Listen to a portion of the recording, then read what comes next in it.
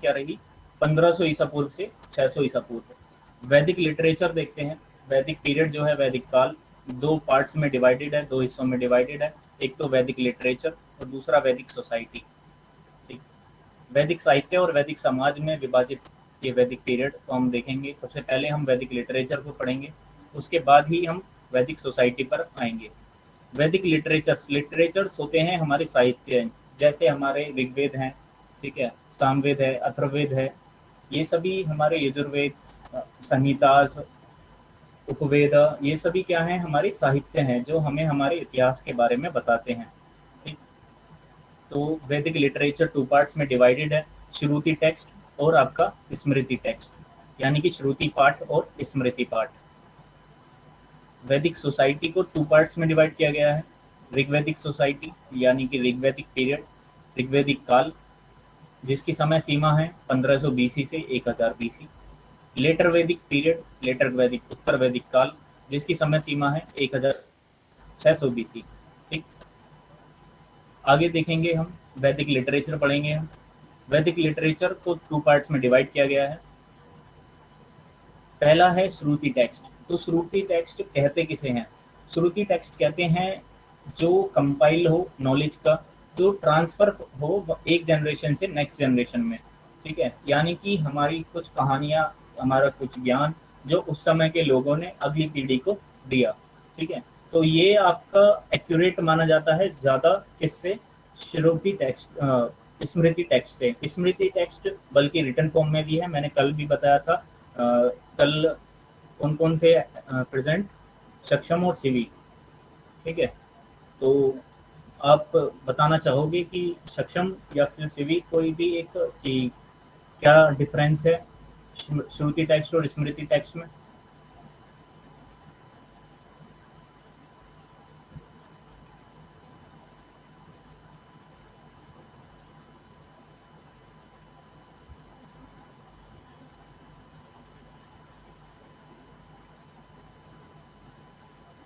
चलो ठीक है। श्रुति टेक्स्ट को बोला गया compilation of knowledge that was transferred to one generation from another generation. ठीक है, जैसे कि सभी वेद किस में आते हैं? श्रुति टेक्स्ट के अंदर आते हैं। उपनिषद श्रुति टेक्स्ट के अंदर आते हैं, अरण्यक श्रुति टेक्स्ट के अंदर आते हैं, और संहिताज भी किसके अंदर आते हैं? श्रुति टेक्स्ट के अंदर आते हैं। सक्षम, कुछ पूछना है?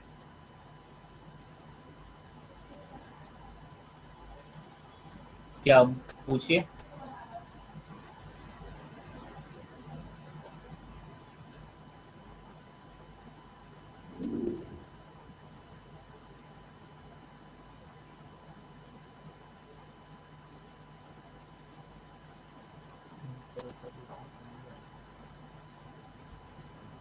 ठीक है, of knowledge that was remembrance.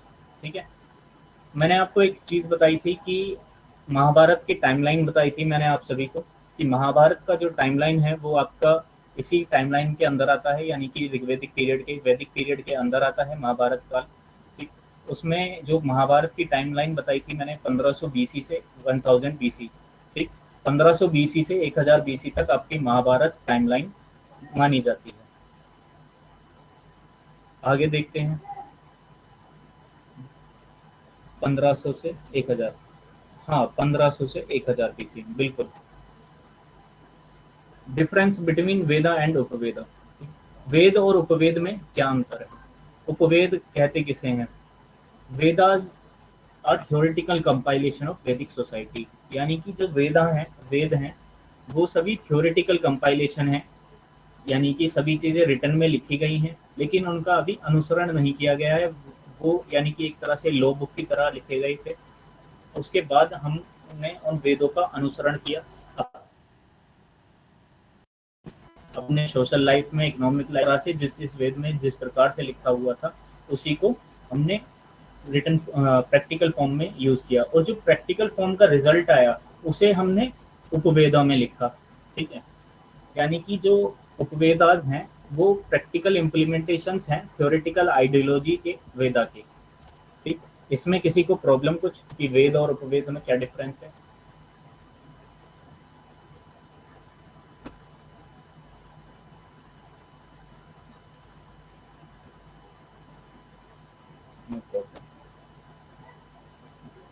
ठीक है, आगे चलते हैं। अब तो हिंदी वालों को कोई प्रॉब्लम नहीं होनी चाहिए, क्योंकि मैंने हिंदी और इंग्लिश दोनों में बनाए हैं। काफ़ी टाइम लगा मुझे, लेकिन फिर भी मैंने बनाए हैं। वेद के टाइप हमारे चार वेद हैं: ऋग्वेद, सामवेद, यजुर्वेद और अथर्ववेद। ऋग्वेद को सबसे प्राचीनतम वेद माना गया है, या बोलें तो सबसे प्राचीनतम लिटरेरी सोर्स माना गया है हिस्ट्री का, यानी कि सबसे प्राचीनतम क्या है, लिटरेरी सोर्स है। अब कोई प्रॉब्लम नहीं है, थैंक्स या वेलकम। ऋग्वेद हमारे चार वेद हैं, जैसा कि आप देख सकते हैं इस तरह से चार वेद हैं। ऋग्वेद है, यजुर्वेद है, सामवेद है और अथर्ववेद है। ऋग्वेद को सबसे प्राचीनतम लिटरेरी सोर्स माना गया है। Hymns of gods and goddess के बारे में इसमें लिखा गया है ऋग्वेद के अंदर। सामवेद के अंदर म्यूजिकल फॉर्मेट में ही, यानी कि लिखा तो केवल इसमें ऋग्वेद के बारे में ही है। आप एक चीज को समझिए कि सामवेद के अंदर कुछ नया नहीं लिखा हुआ है। सामवेद के अंदर ऋग्वेद के बारे में ही बताया गया है, लेकिन वो कैसे, वो म्यूजिकल फॉर्मेट में लिखा हुआ है इसके अंदर, सामवेद के अंदर। ठीक, ऐसे ही यजुर्वेद, यजुर्वेद बताता है हमें यज्ञ, डायनेस्टी एक्सपेंशन और सिक्योरिटी के बारे में, सिक्योरिटी ऑफ क्लैन या फिर ट्राइब। अर्थवेद बताता है हमें डेली लाइफ एक्टिविटीज के बारे में, दैनिक जीवन की गतिविधियों के बारे में हमें अथर्ववेद बताता है। किसी को कोई प्रॉब्लम चारों वेदों में कि क्या क्या बताता है, क्योंकि हम इसे डीपली पढ़ेंगे आगे चल के। ठीक है, ऋग्वेद पहला वेद है हमारा ऋग्वेद, प्राचीनतम वेद बोला गया है। इसमें हाइम्स हैं, recognition of God and goddess, भगवान और देवी देवताओं के भजन हैं। ठीक है, उन्हीं के बारे में बताया गया है। स्ट्रक्चर 10 मंडल हैं, यानी कि जो ऋग्वेद है उसे 10 मंडल्स में डिवाइड किया गया है।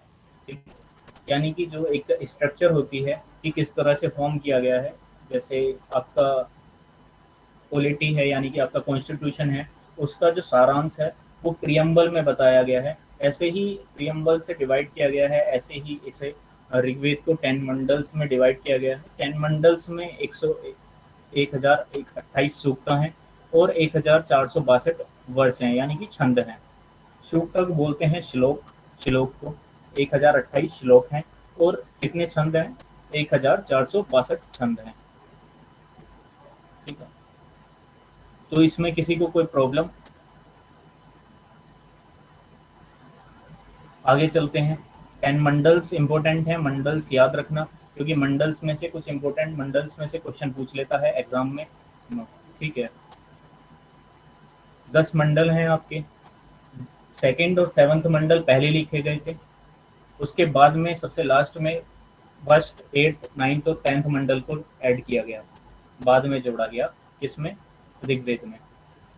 इंपॉर्टेंट मंडल्स देखते हैं। थर्ड मंडल है आपका,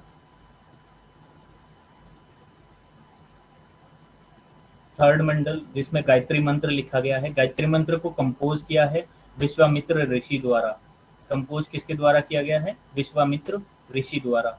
गायत्री मंत्र आपसे क्वेश्चन इस तरह से पूछेगा कि गायत्री मंत्र किस वेद में मिलता है। अगर ऋग्वेद के बारे में पूछता है तो कि ऋग्वेद के किस मंडल में हमें देखने को मिलता है। तो इस तरह से आपको एग्जाम में क्वेश्चन पूछ सकता है। किसके द्वारा रचित किया गया है? विश्वामित्र द्वारा रचित किया गया है। आगे देखते हैं, ये सभी को दिखाई दे रहा है, ज़्यादा छोटा तो नहीं है, क्लियर दिखाई दे रहा है आप लोगों को ये? फोर्थ मंडल देखते हैं हम, ट्रेसेस ऑफ एग्रीकल्चर। ठीक है, फोर्थ मंडल में हमें एग्रीकल्चर के बारे में बताया गया है कि एग्रीकल्चर किस प्रकार से करनी चाहिए, कौन कौन से हमारे प्रोडक्टिव एग्रीकल्चर प्रोडक्ट्स हैं। तो उसी सब के बारे में हमें, कृषि के बारे में, उसके संचार के बारे में क्या किसमें बताया गया है? फोर्थ मंडल में बताया गया है। सेवंथ मंडल में हमें वरुण गॉड के बारे में बताया गया है। वरुण गॉड को द गॉड ऑफ रेन भी, यानी कि वर्षा, और बाद में उन्हें समुद्र का देवता भी माना गया है, यानी कि स्काई, स्काई बारिश, यानी कि आकाश, वर्षा और समुद्र का देवता माना गया है वरुण गॉड को। नाइन्थ मंडल में हमने देखा सोम गॉड को। सोम गॉड है God of trees, people trees. इतना डीप पूछते हैं? हाँ, अगर आप एसएससी सीजीएल लेवल का एग्जाम देते हैं तो बिल्कुल पूछ लेते हैं।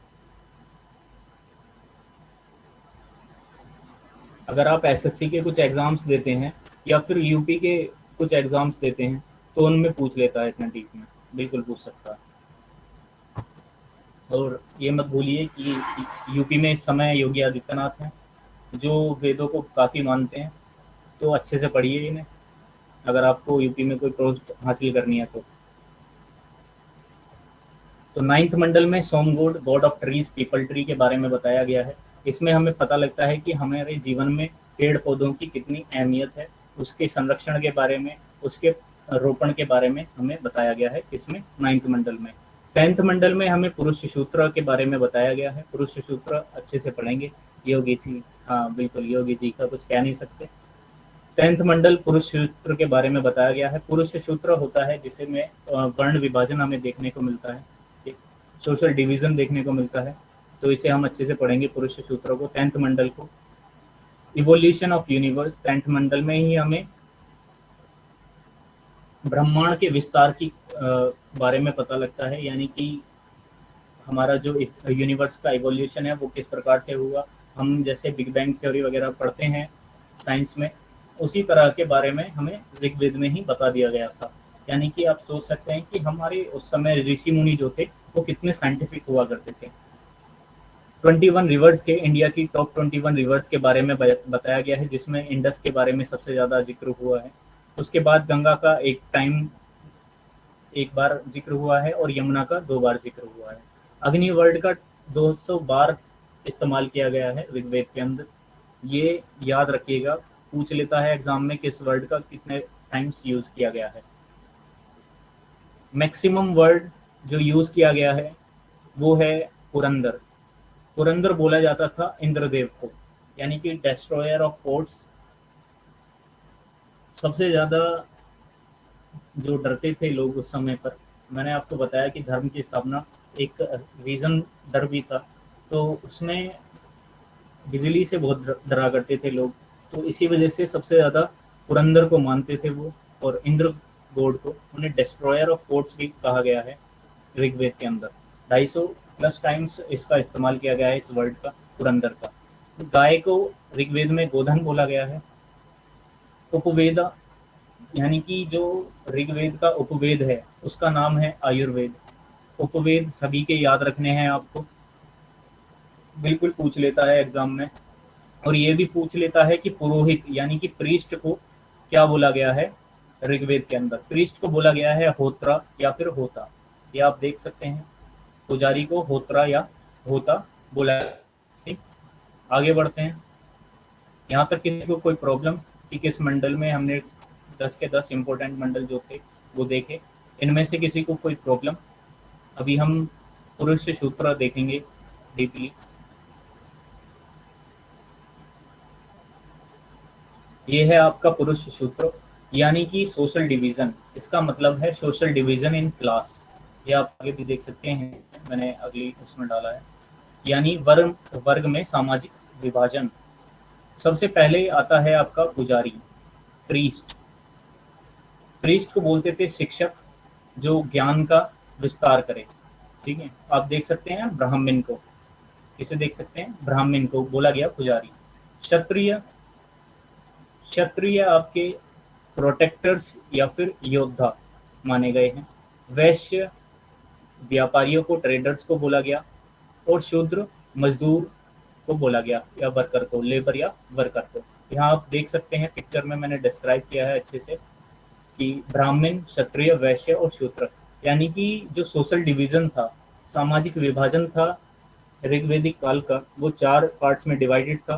पहला, यहाँ पर आप देख सकते हैं, पहला प्रीस्ट, दूसरा क्षत्रिय, तीसरा वैश्य और चौथा शूद्र। 4 टाइप में डिवाइडेड था। अब बात करते हैं कि इनकी जो वर्किंग थी, इनका जो डिवीजन था वो किस बेसिस पर था। यानी कि जो अभी डिवीजन था वो वर्क के बेस पर था, यानी कि कार्य के आधार पर विभाजन था। सोशल डिवीजन जो था क्लास का, वर्गों का, वो किसके आधार पर था, जाति के आधार पर नहीं था, वर्ग के आधार पर था, यानी कि कार्य के आधार पर था। जो जिस तरह का कार्य करेगा, यानी कि अगर कोई शूद्र है और उसका पुत्र पुजारी बन जाता है तो वो ब्राह्मण माना जाएगा। अगर कोई ब्राह्मण है, उसका पुत्र अगर क्या काम करता है, शूद्र का काम करता है, लेबर वर्क करता है, तो उसे शूद्र माना जाएगा। यानी कि जो सोशल डिवीजन था वो किसके बेसिस पर था, वो वर्क के बेसिस पर था, कार्य के आधार। तो माउथ बोला गया है ब्राह्मण को, आर्म्स बोला गया है क्षत्रिय को, लेग्स बोला गया है आपके वैश्य को, और फीट बोला गया है आपके लेबर्स को, यानी कि शूद्र को। तो इसमें कोई प्रॉब्लम, पुरुष सूत्र में किसी को कोई प्रॉब्लम, अच्छे से समझ में आया? क्योंकि इसमें से क्वेश्चन पूछ लेता है, तो ये मैंने अच्छे से इस वजह से डिवीजन इसका किया है अलग। 10th मंडल में ये आता है आपका। आगे बढ़े।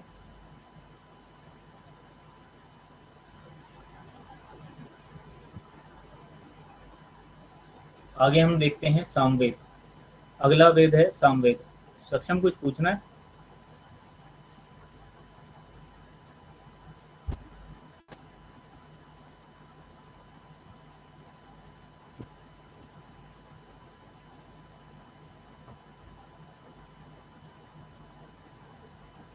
ठीक है।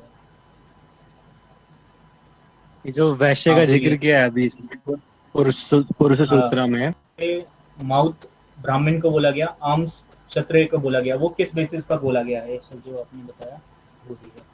हाँ, वो किस बेसिस पर बोला गया है मैं बता देता हूँ आपको एक बार। जो माउथ है, यानी कि जो नॉलेज स्प्रेडर है, वो नॉलेज को पास आउट करता है अपने दिमाग से, अपने मुंह से। ठीक है। तो जनरली उसी के लिए माउथ का इस्तेमाल किया गया है, यानी कि सिर का। जनरली बोलें तो ओवरऑल सिर का इस्तेमाल जो माना गया है वो ब्राह्मण को माना गया है, सिर मस्तिष्क को। आर्म्स माने गए हैं, यानी कि जो क्षत्रिय रक्षा के लिए अपने हाथ उठाता है, हाथ बढ़ाता है, वो वॉरियर प्रोटेक्टर माना गया है क्षत्रियों को, उसे आर्म्स बोला गया है। लेग्स यानी कि जो हमारी इकोनॉमी टिका करती थी। अगर किसी भी मनुष्य का लेग्स वाला पार्ट नहीं हो तो वो खड़ा नहीं हो पाएगा। तो जो अगर हमें किसी भी इकोनॉमी को, यानी कि किसी भी सिविलाइजेशन को चलाना है, किसी भी सभ्यता को आगे बढ़ाना है, तो वो किस पर निर्भर करेगी? ट्रेडर्स पर निर्भर करेगी। ठीक है। इकोनॉमिक लाइफ किस पर निर्भर करती है? आपके व्यापारियों पर निर्भर करती है। तो वो माना गया है लेग्स को इसी कारण से। ठीक है, कि आपकी जो सिविलाइजेशन है, पूरा शरीर है, वो उसका एक अभिन्न अंग माना गया है लेग्स को। ठीक है, ताकि वो उस पर टिक सके। बाकी फीट आपका माना गया है लेपर्स को। किसी को कोई प्रॉब्लम यहाँ तक?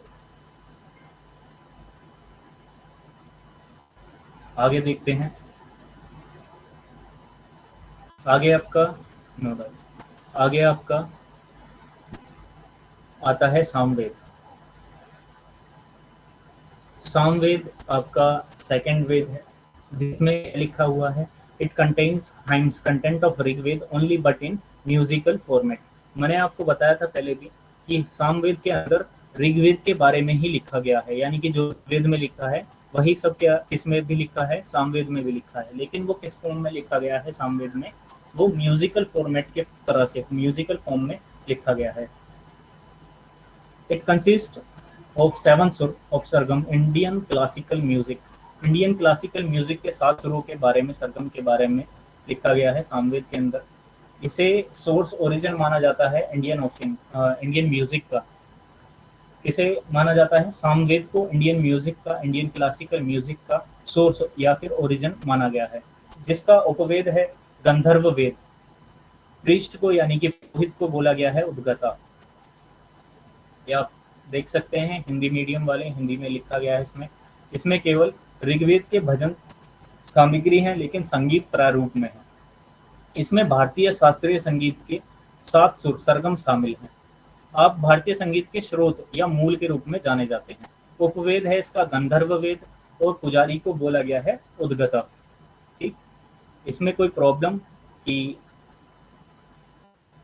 सामवेद में क्या लिखा गया है, किसके बारे में लिखा गया है, उपवेद क्या है, इसके पुजारी को, इसमें पुरोहित को। हम पुरोहित इस वजह से पढ़ेंगे। आपको एक चीज और बता देता हूँ कि हम पुरोहित को ही क्यों इस वजह से पढ़ रहे हैं, पुरोहित को केवल, कि पुरोहित एडमिनिस्ट्रेटर हुआ करते थे ऋग्वेदिक पीरियड में। मेंटर कितने हैं? मेंटर, मैं समझा नहीं, आप बताइए दोबारा।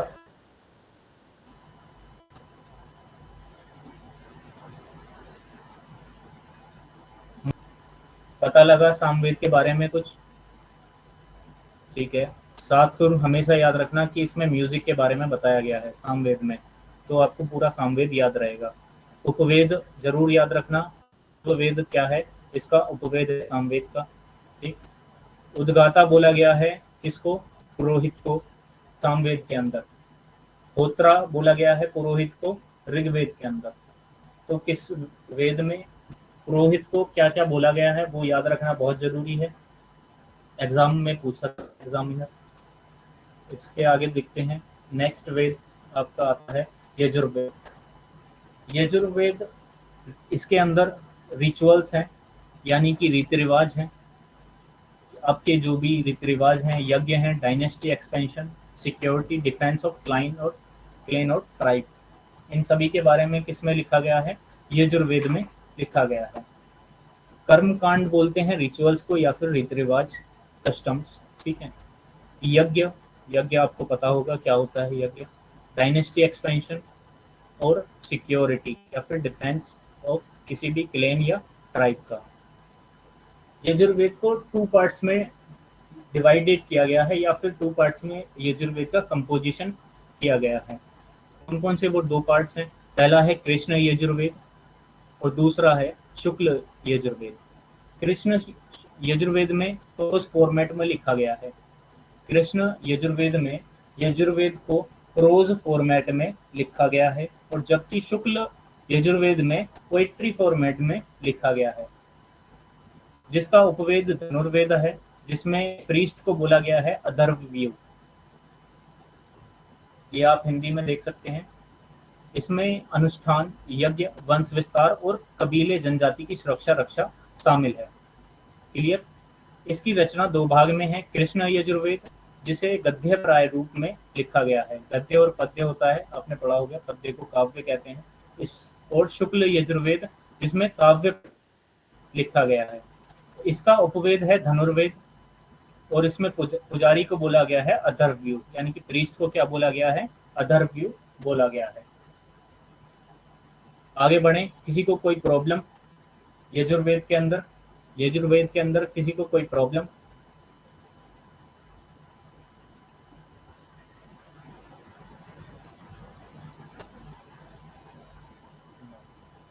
ठीक है, तो आगे बढ़ते हैं। या किसी को पूछना है यहाँ तक, किसी को कोई प्रॉब्लम आई हो?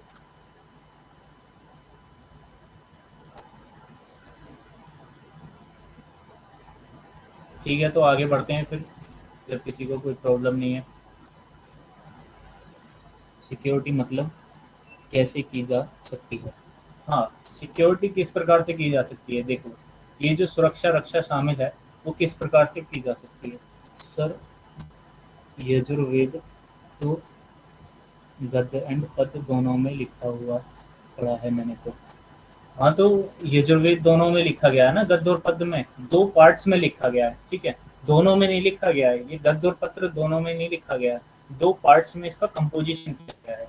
एक तो पहला गद्य और दूसरा पद्य, यानी कि काव्य।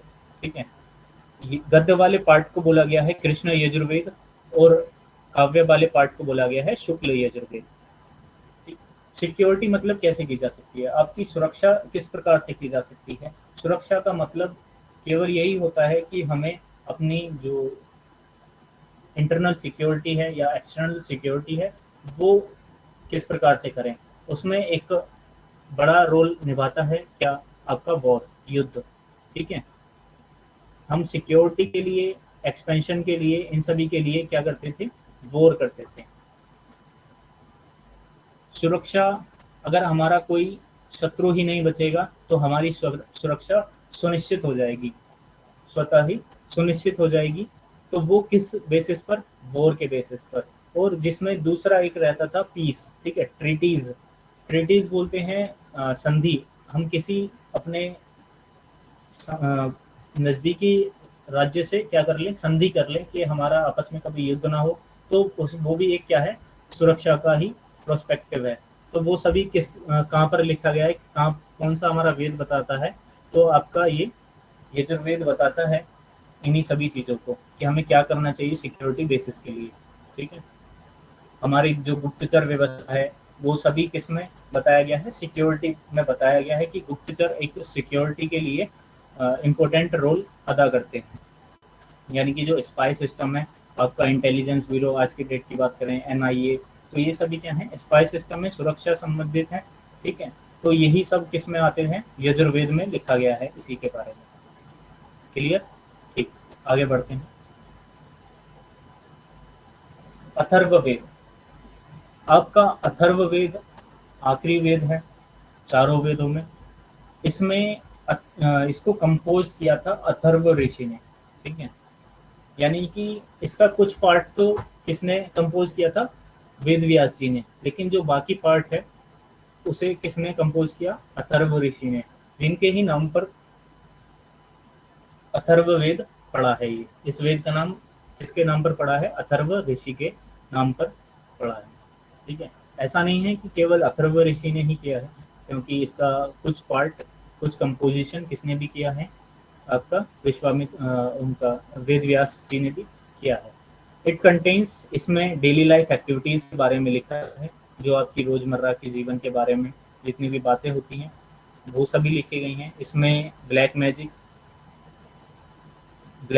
वाइट मैजिक, जितने भी मैजिक होते हैं, मेडिसिन, दवाइयों के बारे में, रोगों के बारे में लिखा गया है, कल्चरल एक्टिविटीज़ के बारे में, यानी कि जैसे बर्थ है, मैरिज है, डेथ है, इन सभी चीज़ों के बारे में किसमें लिखा गया है, आपका अथर्ववेद में लिखा गया है। ठीक, जिसका उपवेद, इसके एक नहीं तीन तीन उपवेद हैं। शिल्पवेद, शिल्पवेद में हमें आर्किटेक्चर देखने को मिलता है। ठीक है, हमारे पुराने ज़माने में हमारे इतने सारे मंदिर हैं। ठीक है, साउथ में कितने सारे मंदिर हैं, नॉर्थ में भी काफ़ी सारे मंदिर हैं, हिंदू मंदिर। तो हिंदू आर्किटेक्चर, जादू टोना मैरिज, हाँ सभी जादू टोना मैरिज, डेथ बर्थ, ये सभी दवाइयाँ, रोग, बीमारियाँ, इन सभी के बारे में इसमें लिखा गया है, अथर्ववेद के बारे में अथर्ववेद में लिखा गया है। ठीक है, और अथर्ववेद में हमें अपने आर्किटेक्चर यानी कि शिल्प कलाओं के बारे में भी पता लगता है, हमारे जितने भी कॉइन्स थे इन सभी चीज़ों के बारे में भी पता लगता है, हमारे आर्टिफैक्ट्स के बारे में पता लगता है। तो वो तो किस में पता लगता है, अथर्ववेदा में लिखा गया। अथर्ववेद के उपवेद में शिल्पवेद है, स्थापत्य वेद है और अर्थवेद है। ये आपके तीन उपवेद हैं किसके, अथर्ववेद के। काफी बड़ा वेद है ये, क्योंकि इसमें डेली लाइफ एक्टिविटीज, और आप जानते हैं कि डेली लाइफ एक्टिविटीज रोजमर्रा की जिंदगी काफी बड़ी जिंदगी है, तो उसमें काफी कुछ लिखा गया है, जिसमें शिल्पवेद आपका इम्पोर्टेंट हो जाता है। क्योंकि इसमें आर्किटेक्चर के बारे में लिखा गया है, इंडिया के आर्किटेक्चर के बारे में, हिस्टोरिकल आर्किटेक्चर्स काफ़ी सारे माने गए हैं, हिस्टोरिकल मॉन्यूमेंट्स माने गए हैं इंडियन कल्चर के, जो काफ़ी इंपॉर्टेंट माने गए हैं। वो हम आर्ट एंड कल्चर में पढ़ेंगे, एंशियंट हिस्ट्री के आर्ट एंड कल्चर को हम एंशियंट हिस्ट्री खत्म होने के तुरंत बाद ही स्टार्ट कर देंगे। ठीक है, आर्ट एंड कल्चर से बहुत पूछता है आज के डेट में, और हमें अपने आर्ट एंड कल्चर के बारे में पता भी होना चाहिए। अथर्ववेद, यह अथर्व ऋषि द्वारा शामिल क्या क्या है, दैनिक जीवन की गतिविधियां, काला जादू, चिकित्सा और सांस्कृतिक गतिविधियां जैसे जन्म, विवाह, मृत्यु, इन सभी के रिचुअल्स लिखे गए हैं इसमें। ठीक है, क्या लिखे गए हैं, रिचुअल्स लिखे गए हैं, कस्टम्स लिखे गए हैं, यानी कि हमें क्या करना चाहिए जब जन्म होता है तब क्या करना चाहिए, विवाह के समय पर क्या क्या करना चाहिए, कौन कौन से कस्ट, कौन कौन से रिचुअल्स हैं जो हमें फॉलो करने चाहिए, मृत्यु के समय पर हमें कौन कौन से रिचुअल्स और कस्टम्स फॉलो करने चाहिए। उपवेद में हमें शिल्पवेद देखने को मिलता है, तीन उपवेद हैं इसके, शिल्पवेद, स्थापत्य वेद और अथर्ववेद। पुजारी को इसमें ब्रह्मा बोला गया है। क्या बोला गया है पुजारी को, ब्रह्मा बोला गया है।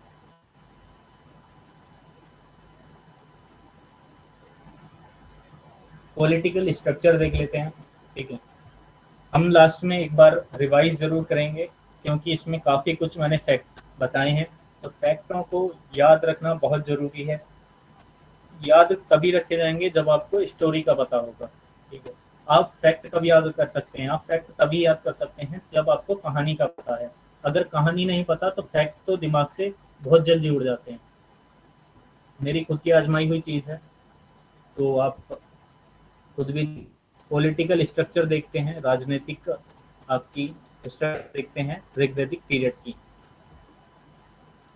पॉलिटिकल स्ट्रक्चर टू पार्ट्स में डिवाइड थी। माना गया है कि प्रजापति दक्ष की दो पुत्रियां थी, एक सभा और दूसरा समिति। प्रजापति दक्ष यानी कि एडमिनिस्ट्रेटर, एडमिनिस्ट्रेटर की दो पुत्रियां सभा और समिति। सभा को बोला गया है अपर हाउस और समिति को बोला गया है लोअर हाउस। यानी कि आज के डेट की बात करें तो सभा हो जाती है आपकी लोकसभा। क्या हो जाती है? लोकसभा। क्या हो जाती है आपकी? लोकसभा। सभा हो जाती है आपकी राज्यसभा, सॉरी, सभा क्या हो जाती है? और समिति क्या हो जाती है? लोकसभा। क्योंकि राज्यसभा क्या है? अपर हाउस है, और लोअर हाउस क्या है? लोकसभा है। ठीक है, तो इसमें कोई प्रॉब्लम?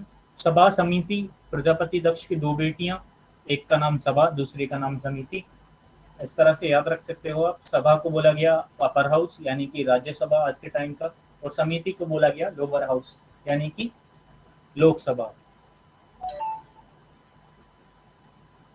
हम ये देख चुके हैं कि आईवीसी में डेमोक्रेसी चल रही थी, तो वही अभी यहाँ पर भी पास आउट की गई है। केवल जो एडमिनिस्ट्रेटिव पोस्ट है यानी कि जो राजा होगा वो फिक्स है, बाकी सभी जो हैं लोकसभा राज्यसभा यानी कि सभा और समिति, ये इलेक्शन के द्वारा ही कंडक्ट किए जाएंगे, यानी कि इलेक्शन के द्वारा ही चुने चुने जाएंगे सभा और समिति में। किसी को कोई प्रॉब्लम इस चीज में? It consist of indirect representative elected by representative of समिति। आपने सबने पॉलिटी तो पढ़ी होगी ना, थोड़ी बहुत तो पॉलिटी पढ़ी है? किस किस ने पढ़ी है पॉलिटी? नहीं पढ़ी? अच्छा, किसी ने भी नहीं पढ़ी? हाँ जी, पॉलिटी पढ़ी है ना। तो लोकसभा और राज्यसभा में किस प्रकार से मेंबर्स चुने जाते हैं? लोक राज्यसभा के जो मेंबर्स रहते हैं वो लोकसभा के पर्सन्स यानी कि मेंबर्स के द्वारा इलेक्ट किए जाते हैं, और जो आपके लोकसभा के मेंबर्स रहते हैं वो डायरेक्ट इलेक्शन के द्वारा चुने जाते हैं। इसी ऐसे ही प्राचीन यानी कि ऋग्वैदिक पीरियड में भी क्या होता था, इलेक्शन कंडक्ट कराए जाते थे समिति के, जो समिति के कॉमन पीपल से इलेक्शन कंडक्ट करा के मेंबर्स बनते थे। उन्हीं मेंबर्स से एक इलेक्शन कराया जाता था, और वहां से सभा के लिए मेंबर्स रिप्रेजेंटेटिव इलेक्ट किए जाते थे। ठीक है, समझ में आया? It consist of indirect representative elected by representatives of समिति, और समिति it consist of representative elected by the people. ये क्वेश्चन पूछा जाता है। आप हिंदी में इसको, ऋग्वैदिक काल की राजनीतिक संरचना। सभा उच्च सदन को बोला गया है, समिति निचला सदन बोला गया है, लोकसभा और राज्यसभा। इसमें अप्रत्यक्ष प्रतिनिधि शामिल हैं, यानी कि इनडायरेक्ट इलेक्शन से, यानी कि इलेक्ट रिप्रेजेंटेटिव इलेक्शन होता था, समिति के प्रतिनिधियों द्वारा चुना गया। ठीक है, सभा में कौन? समिति के प्रतिनिधि चुनाव करेंगे। समिति, इसमें जनता द्वारा सीधे चुने गए प्रतिनिधि शामिल होते हैं, जैसे आपके एमएलए हो गए। ठीक है, एमएलए किसका पार्ट है? आपके लोकसभा का पार्ट है। आपको पता है ये सब कि आपके एमएलए जो रहते हैं वो आपके मेंबर ऑफ लेजिस्लेटिव असेंबली, वो आपके लोकसभा का पार्ट होते हैं, और मेंबर ऑफ पार्लियामेंट एमपी किसका पार्ट होते हैं? राज्यसभा का। एमपी किसका पार्ट होते हैं? राज्यसभा का। ठीक है, ये आपको पॉलिटी में हम अच्छे से पढ़ेंगे। बाकी आप एक ओवरऑल समझ लीजिए एमएलए और एमपी कहाँ कहाँ पर बैठते हैं। एमएलए आपको निचले सदन में मिलेंगे और एमपी आपको उच्च सदन में। आगे बढ़ते हैं। बोला गया है ऋग्वैदिक सभ्यता के प्रशासक के रूप में जाने जाते थे।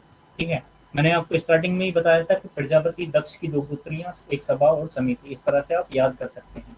ठीक है, यानी कि प्रजापति दक्ष को, यानी कि जो प्रजापति को बोला गया king, MLA Lok Sabha, MLC Rajya Sabha. हाँ, ठीक है, मेंबर ऑफ लेजिस्लेटिव काउंसिल या फिर वही। ठीक, तो आपका प्रजापति यानी कि किंग, जैसे आपका प्राइम मिनिस्टर या प्रेसिडेंट हो गया, इन्हें कंसिस्ट करती हैं दो बॉडीज, लोकसभा और राज्यसभा। ऐसे ही उस समय पर किंग को दो बॉडीज कंडक्ट यानी कि दो टीम्स वो कराती थी, सपोर्ट करती थी। एक लोकसभा यानी कि उच्च सदन, और एक निचला सदन यानी कि लोकसभा और राज्यसभा आपको सपोर्ट देती थी प्रजापति दक्ष को, यानी कि किंग को। तो उसी वजह से किंग को बोला गया है प्रजापति। और प्रजापति कौन था इस समय पर, बताइए आप सभी कि यहाँ पर किंग कौन था, ऋग्वैदिक काल में किंग कौन था?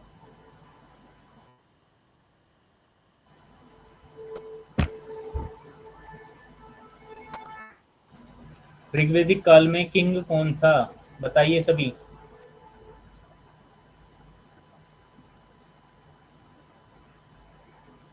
नो, नो, आपने नो किंग, क्यों किंग नहीं था? किंग था। किंग कौन था? किंग थे प्रीस्ट। नहीं पता? क्यों नहीं पता? हम क्यों पढ़ते आ रहे हैं पीछे से ऋग्वैदिक काल में? ऋग्वेद हमने वेद पढ़े, क्यों पढ़े? क्यों पढ़े? इसी वजह से पढ़े कि हमें पता होना चाहिए कि कौन क्या वर्क कर रहा था। प्रीस्ट, यानी कि किंग कौन था उस समय पे? प्रीस्ट था, पुजारी, यानी कि जो ब्राह्मण्स थे वो थे किंग। उन्हें को क्या बोला गया है? प्रजापति बोला गया है। ब्राह्मण्स को यहाँ पर क्या बोला गया है? प्रजापति बोला गया है। उस हाँ समय बोलिए सक्षम। बताया था कि उसमें क्या नाम है, उस टाइम पे कोई किंग नहीं होता था। मैंने कि जो सभा और केवल समिति के लिए लोग इलेक्ट होते थे। ठीक है, आईवीसी में देखा कि हमें सब एडमिनिस्ट्रेटिव क्लास में लोग कहाँ से नियुक्त हो रहे थे? कॉमन पीपल के जरिए नियुक्त हो रहे थे। लेकिन यहाँ पर केवल सभा और समिति में, मैंने पॉलिटी का रेफरेंस आपको क्यों दिया? इसी वजह से तो दिया कि मैं आपको समझाना चाह रहा हूँ कि जो एडमिनिस्ट्रेटिव पोस्ट है, यानी कि जो किंग वाली पोस्ट है, वो फिक्स हो चुकी है। उस पर कौन बैठ चुका है? उस पर ब्राह्मण्स बैठ चुके हैं, पुरोहित बैठ चुका है उस पर। तो केवल नीच सदन, उच्च सदन, यहीं पर क्या होगा? इलेक्शन होगा, यहीं पर आम जनता पहुंच सकती है। यहाँ पर कोई आम जनता या किसी और वर्ग का व्यक्ति नहीं पहुंच सकता। ठीक है, समझ गए? क्लियर? क्लियर सभी को? अभी भी किसी को कुछ पूछना है तो पूछ सकते हैं। सक्षम, शिवी, अंशु, क्लियर? क्वेश्चन ये पूछा गया है अंशु के द्वारा कि जो जिस समय, जैसे ऋग्वैदिक काल में हम पढ़ रहे हैं कि एडमिनिस्ट्रेटिव पोस्ट पर जो सबसे हायर पोस्ट पर है उसे हमने यहाँ पर किंग माना है।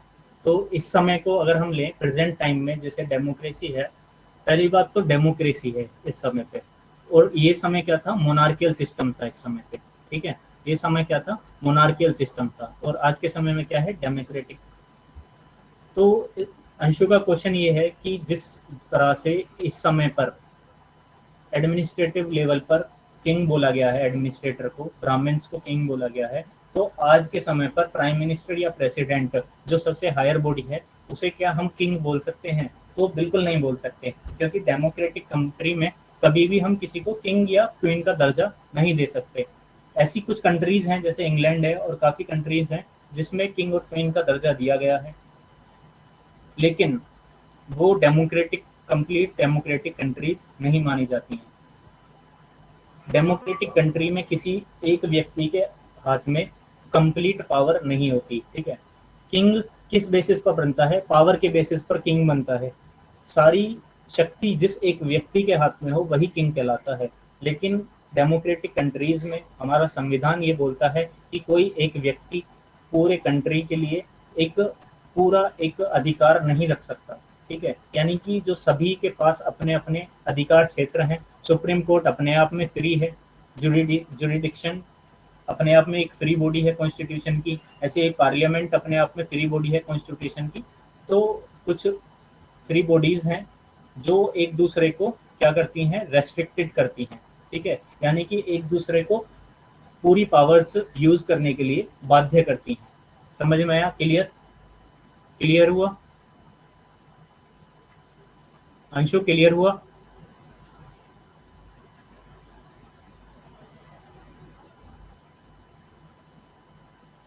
मुझे ये पूछना आप है सब कि जैसे कि अभी हाँ, फिर क्वेश्चन आता है इस प्रकार से कि ऋग्वैदिक काल में एडमिनिस्ट्रेटर कौन था? ठीक है, यानी कि प्रशासक कौन था?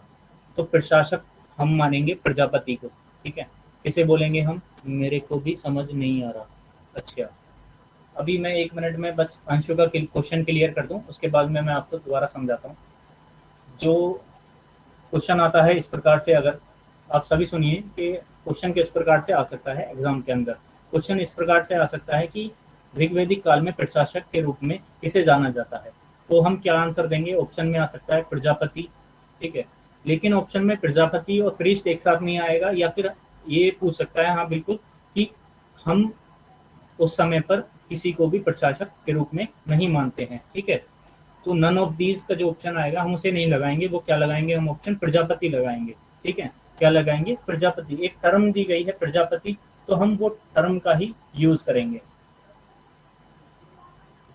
ठीक है। मुझे बहुत कम समझ में आ रहा है कि, और दीपिका आपको क्या समझ में नहीं आया ये बताइए केवल। आपको क्या ऋग्वैदिक काल की राजनीतिक संरचना समझ में नहीं आई? तो मैं समझा देता हूँ आपको दोबारा से। देखिए, उल्टा पुल्टा सा हो गया। देखो, जो ऋग्वैदिक काल की राजनीतिक संरचना है वो दो पार्ट्स में डिवाइडेड है, ठीक है। सभा और समिति, ठीक। सभा और समिति किसके लिए वर्क करती है, यानी कि इन सभा समिति का हेड कौन है, वो है प्रजापति। क्या है, प्रजापति। और प्रजापति हमने किसको बोला है, प्रजापति हमने पुरोहित को बोला है, यानी कि ब्राह्मण को बोला गया है प्रजापति। प्रजापति के दो बेटियां हैं, सभा और समिति, इस तरह से याद रखो। सभा को बोला गया उच्च सदन, समिति को बोला गया निचला सदन। सब लोग होते थे, उन्हें अप्रत्यक्ष प्रतिनिधि शामिल है, ठीक है। इसमें कौन शामिल है, अप्रत्यक्ष प्रतिनिधि, यानी कि समिति के द्वारा प्रतिनिधि चुने जाते थे इसके अंदर।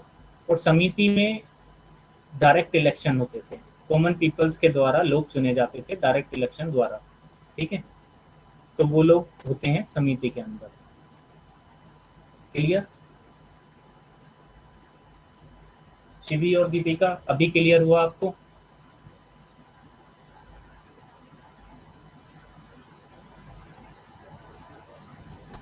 ठीक है, शिवी क्लियर हुआ?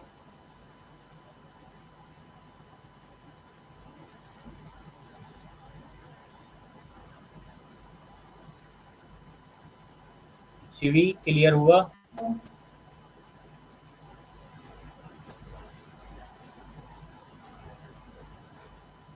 किंग के बारे में और बताओ थोड़ा सा। देखो, किंग प्रशासक को बोला गया है यहाँ पर, ठीक है। डायरेक्ट हमने राजा का नाम नहीं लिया है, ठीक है। लेकिन हाँ, हम इनडायरेक्टली बोल सकते हैं प्रशासक को ही राजा, ठीक है। लेकिन डायरेक्ट राजा नहीं बोला गया है कहीं भी ऋग्वेद के अंदर कि राजाओं द्वारा क्या किया गया। वो लेटर वैदिक काल में डायरेक्ट राजा बोला गया है, यानी कि उत्तर वैदिक काल में डायरेक्ट राजा बोला गया है, लेकिन वैदिक काल में क्या है, प्रशासक बोला गया है, एडमिनिस्ट्रेटर बोला गया है, ठीक है। तो उस एडमिनिस्ट्रेटर को प्रजापति, यानी कि जो उस पोस्ट पर बैठेगा, एडमिनिस्ट्रेटर प्रशासक की पोस्ट पर बैठेगा, उस व्यक्ति को एक टर्म दी गई है प्रजापति, ठीक है। उस टर्म को प्रजापति, प्रजापति किंग का ही एक क्या है, सिनोनियम है, ठीक है। यानी कि राजा का ही एक सिनोनियम है। आप हिंदी में अगर पढ़ोगे सिनोनियम्स, एंटोनियम्स, तो पर्यायवाची है राजा का ही प्रजापति। हिंदी में आप कभी पढ़ के देखना, हिंदी की बुक में मैंने पढ़ा था 10th क्लास में, तो मुझे अभी तक याद है कि जो प्रजापति है वो राजा का ही क्या है, सिनोनियम है। तो हम ये बोल सकते हैं कि प्रजापति ही किंग था, ठीक है। तो प्रशासक बोला गया है यहाँ पर, प्रशासक को, उस पोस्ट पर बैठने वाले को क्या बोला गया है, प्रजापति बोला गया है, ठीक है। समझ में आया अभी आपको? क्लियर हुआ? क्लियर।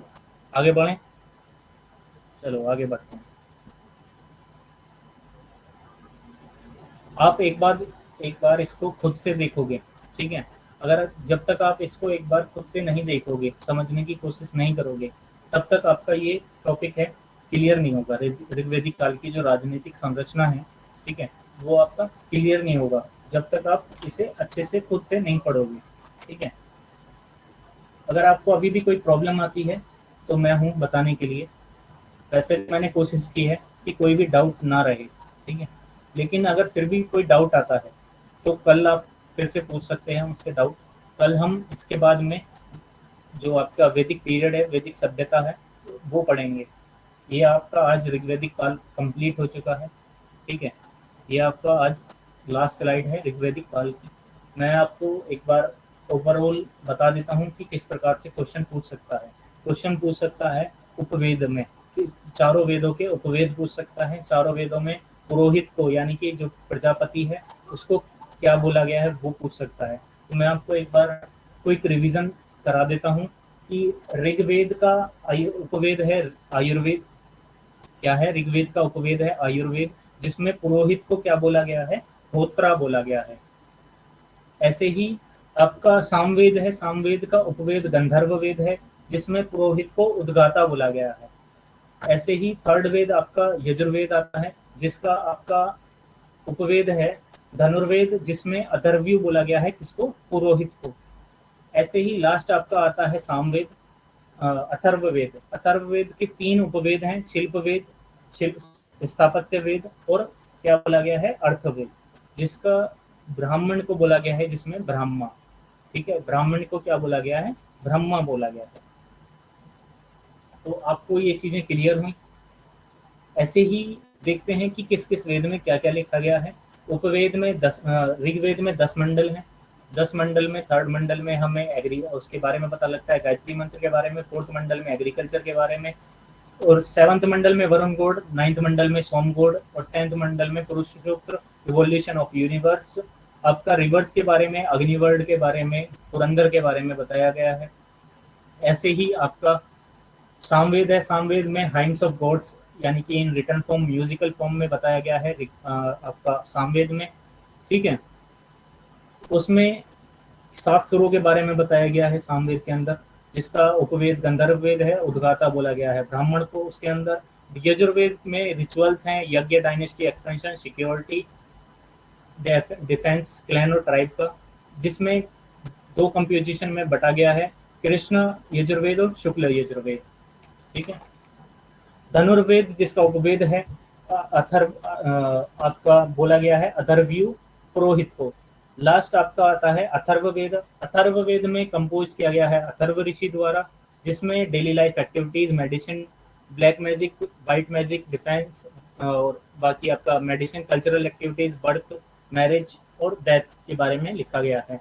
जिसके 3 उपवेद हैं, शिल्पवेद, स्थापत्य वेद और अर्थवेद, जिसका रिवर के वर्ड का 200 है या 250 है। 200 है रिवर्स का, और पुरंदर है 250 प्लस, ठीक है। पुरंदर बोला गया है इंद्रदेव को, वो है 250, रिवर है 200। जिसमें उपवेद में प्रीस्ट को क्या बोला गया है? पुरोहित को ब्रह्मा बोला गया है। तो ये आपका ओवरऑल है पूरा ऋग्वैदिक काल।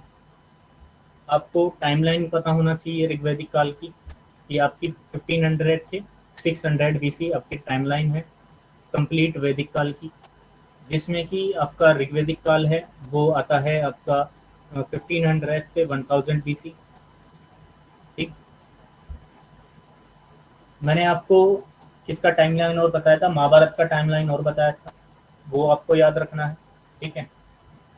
किसके द्वारा सारे वेद लिखे गए हैं वो पूछ सकता है। कृष्ण द्वैपायन व्यास के द्वारा सभी वेदों का कंपाइलेशन किया गया है, वो आपको याद रखना है। आप याद रख सकते हैं कि वेद का मतलब क्या है। वेद बोलते हैं ज्ञान को, नॉलेज को। वेद का एक लिटरेरी मीनिंग क्या है? नॉलेज, ठीक है। क्या है मतलब? ज्ञान। वेद को बोलते हैं ज्ञान, संस्कृत में ज्ञान को वेद बोलते हैं, ठीक है। क्लियर हुआ आपको मतलब? तो यही सब है। आपको श्रुति टेक्स्ट याद होना चाहिए, स्मृति टेक्स्ट याद होना चाहिए। ये पता होना चाहिए कि श्रुति टेक्स्ट में तो क्या क्या आता है। श्रुति टेक्स्ट में सभी वेद आते हैं, उपवेद आते हैं, अरण्यक आते हैं और संहिताज आते हैं।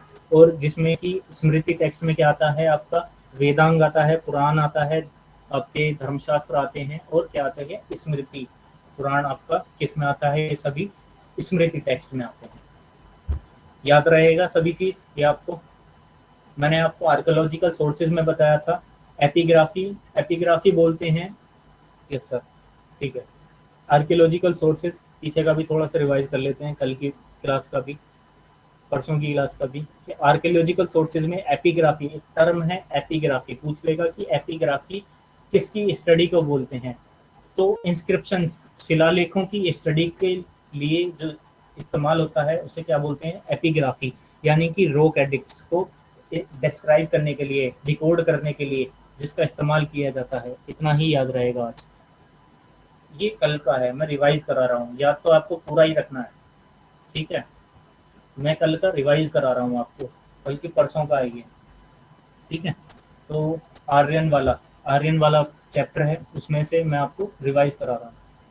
थोड़ा बहुत आपको पता होना चाहिए, क्योंकि ये टर्म्स बहुत रैंडमली पूछ लेता है आपके एग्जाम्स में, ठीक है। मैं अभी एक एग्ज़ाम दे के आया हूँ संडे में ही, तो उसमें मुझसे न्यूमरमेस्टिक्स के बारे में पूछा कि न्यूमरमेस्टिक्स किसे कहते हैं। तो ये हमें पता होना चाहिए कि न्यूमरमेस्टिक्स टू स्टडी द कॉइन्स, यानी कि किसे, आपके सिक्कों की जो विद्या है उसे क्या बोलते हैं, न्यूमिस्मेटिक्स बोलते हैं। सीजीएल नहीं, सीजीएल का एग्ज़ाम नहीं था मेरा, मेरा सीएपी ईपीएफओ का था, एनफोर्समेंट ऑफिसर का, यूपीएससी का, ठीक है। हाँ, ईपीएफओ। तो to study the coins term use की जाती है न्यूमरमिस्टिक, ठीक है। कॉइन्स की, सिक्कों की पढ़ाई के लिए, जैसे आप पढ़ें कि आप क्या पढ़ रहे हैं अभी, इतिहास पढ़ रहे हैं, ठीक है। अपने प्राचीन, अपनी पुरानी चीज़ों को पढ़ने के लिए, अपने प्राचीनतम काल को पढ़ने के लिए क्या बोला गया है, एक टर्म, इतिहास, ठीक है। ऐसे ही सिक्कों की पढ़ाई के लिए क्या बोला गया है, न्यूमिस्मेटिक। ऐसे ही शिलालेखों को पढ़ने के लिए, डिकोड करने के लिए एक टर्म है, उसे क्या बोलते हैं, एपिग्राफी, ठीक है। पैलियोग्राफी बोला जाता है ऊपर ताम्र पत्र को पढ़ने के लिए, ठीक है। आपने बाहुबली मूवी भेजी देखी होगी सभी ने, तो उसमें जो राजमाता है वो क्या भेजती है, तांबुल भेजती है, यानी कि ताम्र पत्र भेजती है। तो उस पढ़ाई, उस ताम्र पत्र को पढ़ने के लिए जो पढ़ाई होती है या बुक, जो टर्म यूज होती है उसे क्या कहते हैं, पैलियोग्राफी, ठीक है। क्या बोलते हैं उसे, पैलियोग्राफी। ऐसे ही पोइट्री, यानी कि जो हमने जितनी भी वो पढ़ी, पोट्रीज पढ़ी, यानी कि मिट्टी के बर्तन, उन पे डेस्क्रिप्टिव और पिक्टोग्राफी और पोट्रीज थी, वो हमें किस तरह से पता लगती है, उन्हें डिकोड करने के लिए जो यूज होता है वो भी क्या होता है, पैलियोग्राफी बोला जाता है उसे भी। जितने भी आर्कियोलॉजिकल सोर्सेज हैं, बुक्स, यानी कि लिटरेरी सोर्सेज हैं, बुक्स वगैरह डिकोड करने के लिए जो टर्म यूज होती है उसे क्या कहते हैं, पैलियोग्राफी कहते हैं।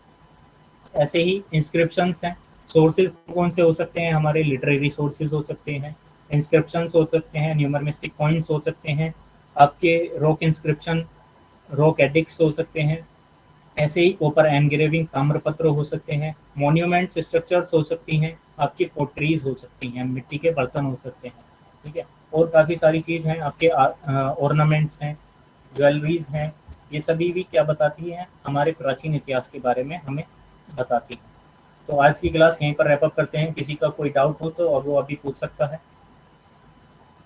सभी को सभी बातें क्लियर हुई। मैंने नोट्स प्रोवाइड कर दिए हैं 30 मिनट पर, आप जाइए अच्छे से पढ़िए डाउनलोड करके नोट्स, हिंदी और इंग्लिश दोनों में है। कोई प्रॉब्लम आती है तो नेक्स्ट डे क्लास में पूछिए, ठीक। Thank you. किसी को कोई डाउट या कोई क्वेश्चन?